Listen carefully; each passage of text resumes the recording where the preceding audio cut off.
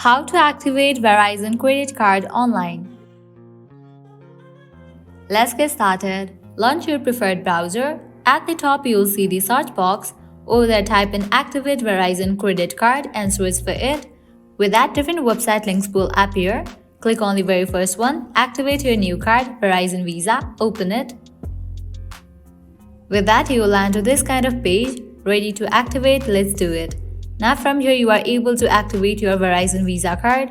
All you have to do is firstly type in your card number and then type in your security code. Then type in the last 4 digits of SSN. Once you fill all these sections, you have to click on this option of Activate My Card, and with that you will be good to go. So this way you can easily activate your Verizon credit card online. At the end, if you guys find this video helpful, don't forget to like, share and subscribe to our channel. Thank you.